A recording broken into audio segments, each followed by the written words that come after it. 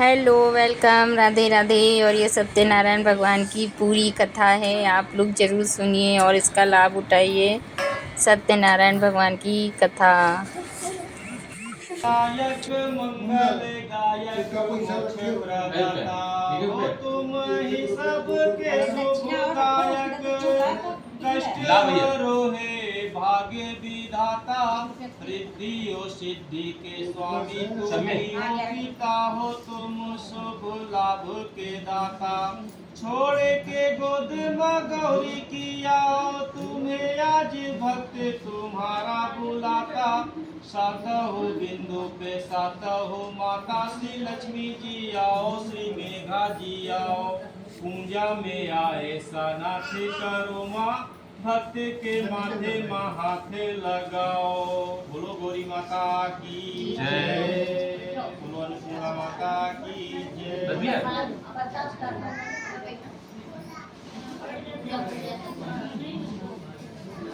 सूर्य हरे कम कष्ट करे कम, चंद्र बड़े मुद मंगलकारी। बुद्ध पवित्र करे बुद्ध नित्य, बढ़ावत ज्ञान गुर सुखकारी। सुख जीवन सुख सदैव करे, शनि शोक हरे रवि दृष्टि निहारी। राहु रहे गत केतु करे गत, दिव्य नौ ग्रह सोहत वारी। ब्रह्मो का मंडल देवता की जय। वास करे मुख में लक्ष्मी, कंठ में वास करे त्रिपुरारी। मूल में ब्रह्मा निवास करे, मध्य में माताएं मंगलकारी। सागर दीप नवी वसुधा सब तीरथ भी है शुभकारी। हे वरुण देव विराज यहाँ, दुख दूर करो विनती है हमारी। बोलो वरुण महाराज की जय। हाथ में चक्र रहे जिनके, और शेष की सैया विराज रहे। ध्यान धरे जो सदा इनका, उनकी मनसा को सवार रहे। हे सालिक गाम हे विष्णु चतुर्भुज, भक्त आज आपको पुकार रहे। बोलो श्री सत्यवान की जय।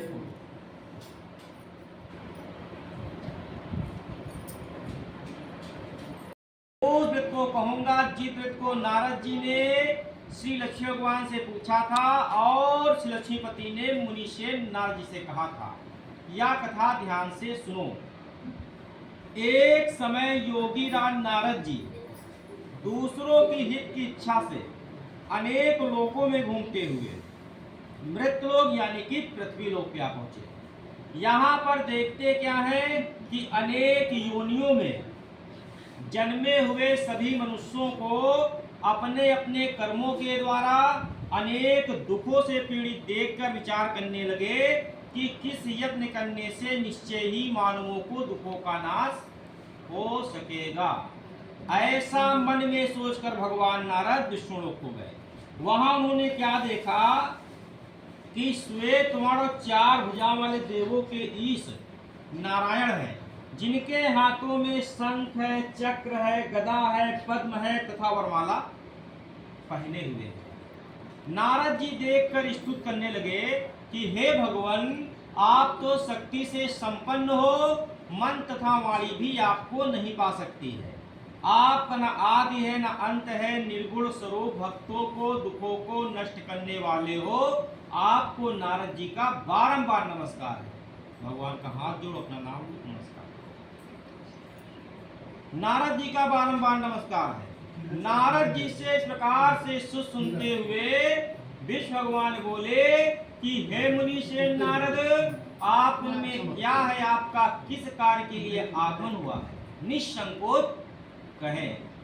तब नारद मुनि बोले कि पृथ्वी लोक में सब मनुष्य जो अनेक योनियों में पैदा हुए हैं, अपने अपने कर्मों के द्वारा अनेक दुखों से पीड़ित हो रहे हैं। हे प्रभु, अगर आप हम पर दया रखते हो बताइए कि उन मनुष्यों के सब दुख थोड़े से प्रतन से कैसे दूर हो सकते हैं। तब श्री भगवान जी बोले कि हे नारद, मनुष्यों की भलाई के लिए तुमने बहुत अच्छी बात पूछी है। भगवान श्री सत्यनारायण का व्रत पूजन करने से मनुष्य यहाँ सुख भोग कर मरने पे मोक्ष को प्राप्त होता है, वैकुंठ धाम को जाता है, स्वर्गलोक को जाता है और विष्णु लोक को भी जाता है। भगवान से ऐसी वाणी सुनते हुए नारद मुनि बोले कि व्रत का क्या फल है, क्या विधान है, यह व्रत कब और किस दिन करना चाहिए। तब भगवान विस्तार से बोले कि हे नारद, यह व्रत किसी भी मनुष्य अपने बंधु बांधवों को पहले एकत्र कर ले, भक्ति भाव से पहले भगवान की पूजा करे। प्रसाद में नैवेद्य है, केले का फल है, घी है, दूध है, दही है, गेहूं का चूर्ण सौले है। गेहूं के अभाव में पुत्र दुलारा होता है। इस व्रत को सबसे पहले एक गरीब ब्राह्मण सतानंद पंडित जी ने किया था। सतानंद पंडित जी जो होते हैं काशीपुरी नगरी में रहते हैं। रोज 5 घर जाकर के भिक्षा मांगते हैं। 5 घरों में सतानंद पंडित जी को जो भिक्षा मिल जाती थी, उसी से अपने घर का, अपने परिवार का वह जीवन यापन कर रहे थे। काफी संतोषी ब्राह्मण थे। 5 घर मांगने के बाद 6 घर मांगने पंडित जी नहीं जाते थे। ब्राह्मणों से प्रेम करने ले भगवान ने जब ऐसी हालत में देखा पंडित सतानंद जी को, तो बूढ़े ब्राह्मण का रूप बनाया और बूढ़े ब्राह्मण का रूप बना करके पहुंच गए सतानंद पंडित जी के पास और आदर के साथ पूछा कि हे पंडित जी, आप नित्य ही दुखी होकर पृथ्वी पर क्यों घूमा करते हो। तो पंडित जी ने कहा, मित्र, आय का कोई साधन न होने के कारण हम रोज 5 घर जाते हैं, पहले भिक्षा मांगते हैं। 5 घरों में जो भिक्षा में मिलता है, उसी से अपने घर का, अपने परिवार का हम जीवन यापन करते हैं। अगर आप हमारी गरीबी दूर होने का कोई उपाय जानते हो तो मुझे अवश्य बताएं। सतानंद जी से ऐसी वाणी सुनते हुए बूढ़े ब्राह्मण का रूप धारण करने भगवान ने कहा कि हे पंडित सतानंद जी, जिस प्रकार से रोज 5 घर जाते हो भिक्षा लेने, उसी प्रकार 5 घर और बढ़ के भिक्षा मांगो। तुमको भिक्षा में भिक्षा ज्यादा मिल सकती है, तुम्हारी गरीबी दूर हो जाएगी। अब पंडित जी ने कहा, मित्र, बात तो आपकी सही है। ज्यादा घर जाएंगे भिक्षा लेने तो ज्यादा धन, ज्यादा भिक्षा की प्राप्ति भी हो सकती है, पर हमको तो सिर्फ 5 घर मांग के संतुष्टि मिलती है, संतोष मिलता है, इसलिए 6 घर मांगने नहीं जाएंगे। पंडित जी ने इनकार कर दिया। अब बूढ़े ब्राह्मण का रूप धारण करने भगवान सोच में पड़ गए कि इनकी गरीबी कैसे दूर की जाए, क्योंकि सतानंद जी के पास सबसे बड़ा धन क्या था? संतोष धन था। गौ धन, गज धन, बाज धन और रत्न धन खान, जब आए संतोष धन, सब धन धूल समान। इसी संतोष धन के कारण भगवान ने साक्षात दर्शन दिया सतानंद पंडित जी को। कहा कि हे पंडित जी, तुम भगवान श्री सत्यनारायण का कथा पूजन करो, तो इस व्रत पूजन करने से तुम्हारी गरीबी दूर होगी, तुम धनवान हो जाओगे। व्रत का पूरा विधान बतलाते हुए भगवान वहां से अंतर ध्यान हो गए। अब सतानंद पंडित जी ने मन में संकल्प लिया कि ग्राम में भिक्षा मांगने से जो भिक्षा मिलेगी उसी भगवान का कथा पूजन किया जाएगा। यह संकल्प लेके पंडित जी अपने घर गए। जब रात्रि का समय हुआ तो पंडित जी सोचने लगे कि संकल्प तो हमने ले लिया है भगवान के कथा पूजन का, अगर कल गए भिक्षा लेने और भिक्षा में भिक्षा ना मिली तो हमारा संकल्प कैसे पूर्ण होगा। क्योंकि लोग उस समय किसी भी चीज का कोई संकल्प लेते थे तो उस संकल्प को लोग पूरा किया करते थे। अब कलयुग चला, लोग कसमें भाग नहीं पूरी करते। यही सोचकर पंडित जी को नींद नहीं आई, सुबह हो गई। पंडित जी ने स्नान ध्यान किया, भगवान का नाम लिया, भगवान जी का व्रत रखा। उस दिन भूखे पे निकलना पड़ा पंडित जी को 5 घर भिक्षा मांगने। उस दिन भगवान की कृपा से पंडित जी को 5 घरों में भिक्षा के साथ साथ बहुत सारा धन भी मिला। भिक्षा धन ज्यादा पाई तो पंडित जी भी अति प्रसन्न हो गए। अति प्रसन्न होकर के भगवान का भजन करते हुए, पके केले की फली है, शक्कर है, घी है, दूध है, दही है, गेहूं का चूर्ण है, भगवान के व्रत पूजन की कुल सामग्रियों को लेकर अपने घर गए।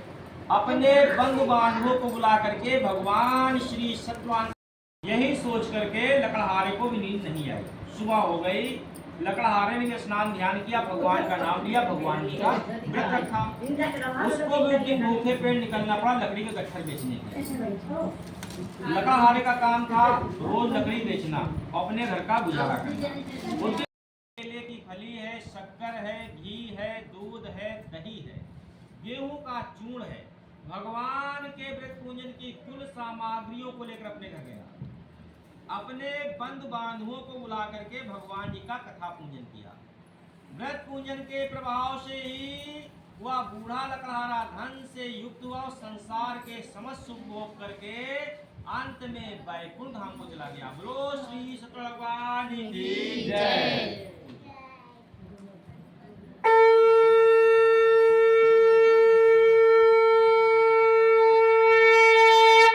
पंडित जी वो फूल रखी थी, वो इशारा कर रही थी। लाई नहीं थी, लाई थी खा के रखने, कभी पूजा खत्म चढ़ेगा नहीं, क्या मतलब फूल इसीलिए श्री सूत जी बोले कि मैं और भी कथा सुनाता हूँ, सुनो। आप सुनाते रहिए, हम सब सुनते रहेंगे। शाम 10 बजे तक सुनाइएगा। कंचनपुर में एक उल्कामुंग नाम का राजा था। हमारे भैया उल्कामुंग नाम का एक राजा था। सख्त वक्ता था, जितेंद्री था, प्रतिदिन देवस्थानों के राजा का जाना हुआ करता। कोई नोटिस लिख कर लगा दे उनके कान में। राजा की जो पत्नी होती है भैया का नहीं हो पता है। वह कमल के समान मुखवाली और सती साध्वी थी, पर राजा रानी के कोई संतान न थी, तो काफी दुखी रहते थे। तो एक महात्मा ने कहा, हे राजन, अगर संतान चाहिए तो भगवान श्री सत्यनारायण का कथा पूजन करो। अम्मा को बुलावा भाई। तो राजा रानी ने क्या किया, मैं आएंगी वो एक महात्मा जी के कहने पे अपने बंधु बांधवों को पहले एकत्र किया और पहुंच गए भाद्रशिला नदी के तट के किनारे। और राजा रानी ने गांठ जोड़ करके संतान प्राप्ति के लिए भगवान श्री सत्यनारायण का कथा पूजन किया। नदी का किनारा होता है तो एक साधु बनिया व्यापारी वहां से निकलता है व्यापार करने के लिए।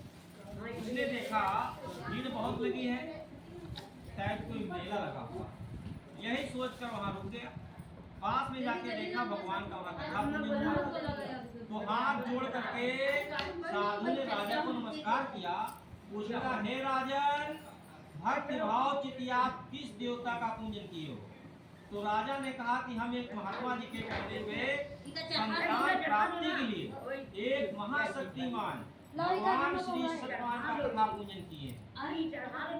अब ऐसी वाणी सुनते साधु बनिया बोला, हे राजन, ऐसा करो, पूजन का विधान हमसे बतला दो, क्योंकि हमारी शादी के कई वर्ष बीत गए, अभी तक घर में संतान सुख की प्राप्ति नहीं हुई। तो राजा ने क्या किया, भगवान का कथा होगा, पूजन होगा। चलो, भगवान ने आपकी मनोकामना अति शीघ्र पूर्ण कर दी है, चलो भगवान कथा पूजन कर डालो। तो साधु अपनी पत्नी से क्या बोला, अभी तुम पर और बिटिया पर बहुत पैसा खर्चा हुआ है, बाद में किया जाएगा। साधु व्रत पूजन को टालने लगा। पत्नी ने कहा, नहीं स्वामी, टालो मत, भगवान का पूजन कर डालो। तो साधु अपनी पत्नी से कहता क्या है, बनिया बोला तू है भोली, अभी तो खाली भरी है झोली, प्रसूति पर भी खर्च हुआ है, धूमधाम से जश्न हुआ है, अभी और खर्च नहीं होगा, जब बिटिया का शादी ब्याह करें तब याद दिला देना। साधु ने कहा। तो बिटिया के ब्याह पे भगवान का कथा भी होगा, पूजन भी होगा, बिटिया का ब्याह भी धूमधाम से हो जाएगा, एक पंथ दो काज हो जाएंगे। साधु ने ऐसी वाणी बोली अपनी पत्नी लीलावती से। साधु बनिया व्यापारी था, तो व्यापार करने में व्यस्त हो गया। समय व्यतीत हुआ, कन्या कलावती पितृगृह में वृद्ध को प्राप्त हो गई। मतलब साधु की कन्या कलावती शादी योग्य हो गई। जब शादी योग्य हुई कन्या कलावती, तो साधु को चिंता सताने लगी कि बिटिया हमारी शादी योग्य हो गई है, अब इसका शादी ब्याह करना चाहिए। फिर साधु बनिया सोचने लगा, अगर बिटिया का ब्याह कर देंगे तो बिटिया अपने घर को जाएगी। भगवान की कृपा से एक ही कन्या है, और कन्या धन पराया होता है, हमारे घर का हमारे बुढ़ापे का क्या होगा। तो साधु चतुर था, उसने एक दूत बुलाया, दूत से कहा कि जाओ हमारी कन्या कलावती के लिए कोई सुयोग और सुंदर वर देख कर लाओ। साधु की आज्ञा पा करके दूत कंचनपुर नगरी पहुंचा। वहां खोजबीन करने के बाद कन्या कलावती के लिए एक साधु बड़ी पुत्र देख कर लाया, जो लड़का घर बनने के लिए राजी था। उस लड़के को देखकर साधु ने संचित पुत्री कलावती का ब्याह बड़ी धूमधाम से किया। किंतु दुर्भाग्य देखो, ब्याह के समय न पत्नी को याद रहा याद दिलाने के लिए भगवान के पूजन के विषय में, न साधु बनिया को अपना संकल्प याद रहा। दोनों भूल गए। बिटिया के ब्याह पे साधु ने बहुत पैसा रुपया खर्चा किया, भगवान का पूजन रह गया। अब एक दिन सभी लोग आंगन में बैठे थे। अचानक साधु पत्नी को याद आया कि स्वामी ने कहा था कि बिटिया के ब्याह पे याद दिलाना, भगवान कथा पूजन सुना जाएगा। बिटिया का ब्याह भी हो गया, हमको याद ही नहीं रहा दिलाने के लिए। चलो अब याद आया है, लाओ स्वामी को याद दिलाते हैं। पत्नी ने हाथ जोड़ करके कहा, स्वामी हमें क्षमा करो, हमसे बहुत बड़ी गलती हो गई। साधु कहने लगा, बात तो बताओ, ऐसी कौन सी गलती तुमसे हो गई जिसके लिए तुम क्षमा याचना पहले ही करने लगे। साधु पत्नी ने कहा, स्वामी आपने कहा था कि बिटिया के ब्याह पे याद दिलाना, भगवान का पूजन होगा, कथा होगी। स्वामी हमको याद नहीं रहा उस समय, बिटिया का ब्याह भी हो गया, चलो धूमधाम से, चलो भगवान का कथा पूजन भी सुन लिया जाए। तो साधु बोला, उसी समय याद दिलाना चाहिए था ना तुमको, जब बिटिया का ब्याह हुआ था। कोई बात नहीं, बाद में किया जाएगा। साधु बनिया व्रत पूजन को फिर टालने लगा। पत्नी ने कहा, अब तो बिटिया का ब्याह हो गया है, धूमधाम से कर डालो पूजन। साधु बोला, अभी तो बिटिया के ब्याह पे इतना रुपया पैसा खर्चा हुआ है और तुम खर्चे वाला घर ही बता रही हो। तो साधु पत्नी ने कहा, स्वामी जहाँ इतना खर्च किए हो, थोड़ा और सही, भगवान का पूजन कर डालो, टालो मत। तो साधु कहता है, हाँ तुम तो खर्चे वाला घर बताओगी, उसी समय तुमको याद दिलाना चाहिए थे ना, जब बिटिया का ब्याह हुआ था उस समय तुमने याद नहीं दिलाया, अब याद आया है तो पीछे पड़ गई हो। तो साधु पत्नी ने कह दिया, स्वामी हमें याद नहीं रहा, कोई बात नहीं, संकल्प तो आपने ही लिया था ना। तो साधु अपनी पत्नी को ही डांटने लगा। कहता क्या है, तेरी तो मत गए कर व्रत करेंगे, अपने संकल्प से भी निकलेंगे, पर अब जब नाती होगा प्यारी, तब कर लेना व्रत की तैयारी। साधु ने ऐसी वाणी बोली कि जब नाती होगा तब भगवान का कथा पूजन होगा। साधु अपनी पत्नी को डांटते हुए साधु भगवान का कथा पूजन हो रहा था। तो कलावती ये सोचकर बैठ गई पूजन में कि कुछ ना कुछ खाने पीने को मिल जाएगा। पूजन में काफी रात्रि हो गई तो माता चिंतित हो गई कि आज हमारी बिटिया कहाँ रह गई।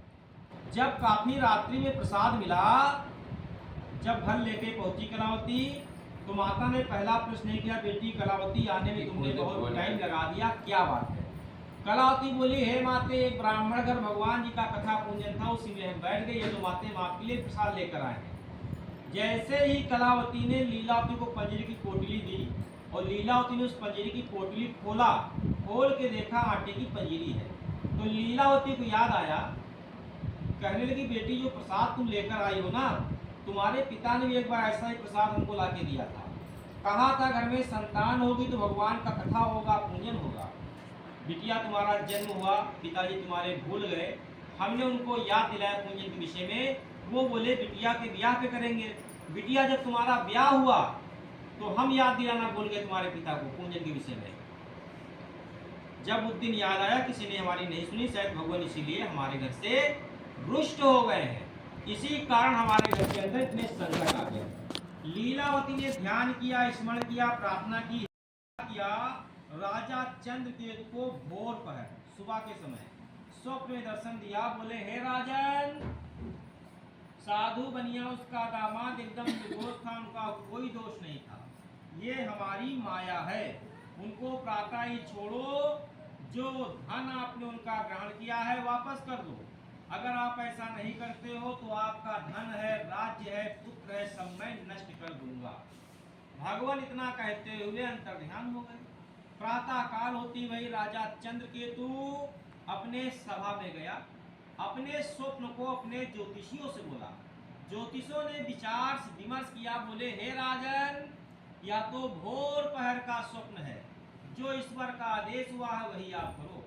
साधु बनिया उसके दामाद को राजन बुलवाते हैं, पहले तो उनकी हजामत बनवाते हैं, दाढ़ी बाल बनवाते हैं, साधु बनिया उसके दामाद का, नए नए वस्त्र आभूषण देते हैं पहनने के राजन साधु बनिया को।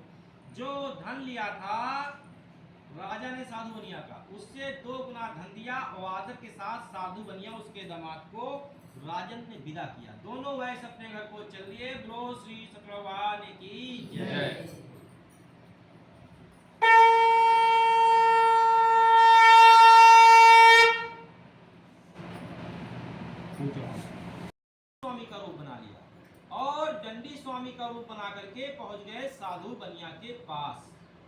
और अत्यंत भक्ति भाव से पूछा कि हे साधु तेरी नौका में क्या है। अब साधु सोचने लगा कि यह दंडी स्वामी है, नौका में धन भरा हुआ है, अगर हमने इनसे कह दिया कि नौका में धन है तो कुछ ना कुछ देना पड़ जाएगा, क्योंकि यह दंडी स्वामी है। फिर साधु बनिया सोचने लगा कि नौका में बहुत सारा धन भरा हुआ है, अगर यह दंडी स्वामी के रूप में कोई चोर बहरूपिया हुआ भेद लेने आया हो, प्रदेश का मामला हो, आगे जाके कहूँ नौका ही रूप ले। तो साधु बनिया ने बड़ी चतुराई के साथ कहा कि हे दंडी स्वामी, आप क्यों पूछ रहे हो, क्या धन लेने की इच्छा है? हमारी नौका में धन नहीं बेलपत्र भरा हुआ। साधु बनिया का कठोर वचन सुनते हुए भगवान ने कहा, जाओ साधु बनिया, तुम्हारा ही वचन सत्य हो जाए।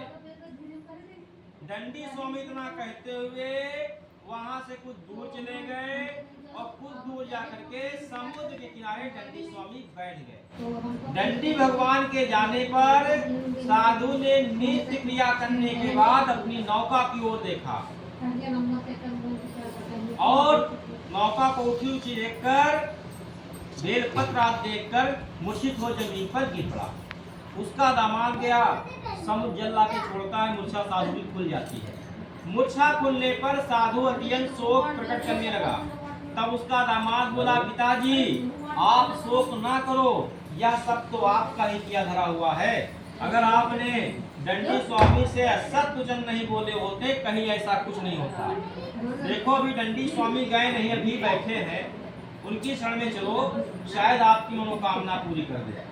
साधु दौड़ता हुआ दंडी स्वामी का पहुंचा और अत्यंत भक्ति भाव से नमस्कार करके कहने लगा कि हे दंडी स्वामी, हमने जो आपसे असत्य वचन बोले थे, पहले आप उनको क्षमा कर दो।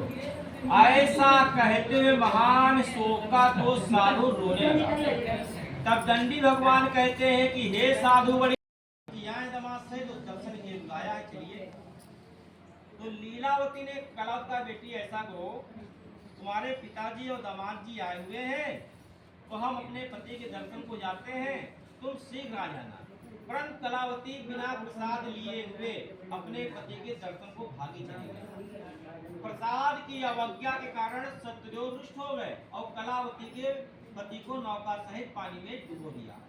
कलावती अपने पति को न देखकर रोती हुई जमीन पर गिर गई। इस तरह नौका को डूबा और कन्या को रोता देखकर साधु दुखित हो बोला, हे प्रभु, हमसे या हमारे परिवार से जो भूल से क्षमा करो। उसके दीन वचन सुनते हुए सत्यदेव प्रसन्न हो गए और आकाशवाणी होने लगी कि हे साधु, तेरी कन्या जो है ना, हमारे प्रसाद को छोड़ कर आई है, इसीलिए इसका पति हमने अभी आदेश किया है, अगर यह घर जाए प्रसाद खा के लौटे तो इसका पति से अवश्य मिलेगा। ऐसी आकाशवाणी सुनते हुए कलावती घर पहुंचकर प्रसाद खाती है, फिर आकर के पति के दर्शन करती है। तत्पश्चात साधु अपने बंधु बांधवों के साथ भगवान जी का पूजन करता है और इस लोक का सुख होकर अंत में स्वर्गलोक हो जाता है। बोलो श्री कृष्ण भगवान की जय।